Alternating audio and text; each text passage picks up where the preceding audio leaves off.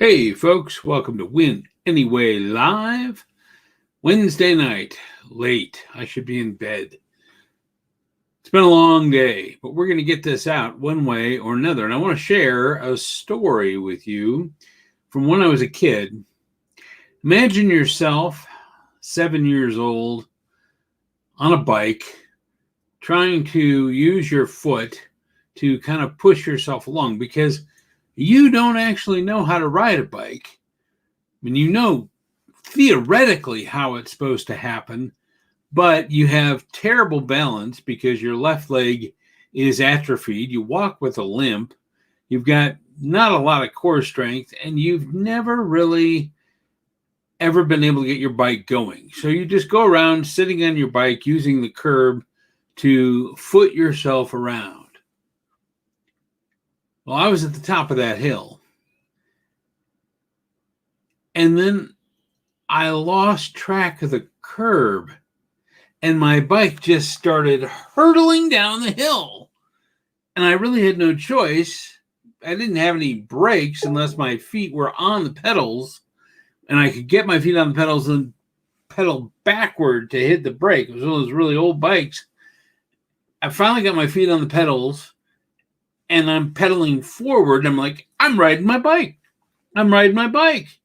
The problem is I was riding my bike down the hill super fast, didn't really know how to control it, didn't know how to stop, and ended up going kind of across the street into a yard and smack dab into a tree where I flipped over and landed on the lawn. Now, luckily, I was not hurt. In fact, I was happy because I'd kind of figured out how to ride the bike. I needed to get some momentum going to get my feet on the pedals so that once the bike was going, I could then catch up. I started using my driveway, which was a downhill, went down that hill a few more times and only almost crashed into a car once. Sometimes you learn, sometimes you crash, and sometimes you do both. That time I did both. Sometimes you have to be willing to let go. I was holding onto that curb with my foot for dear life, and letting go was the only way I was going to learn something.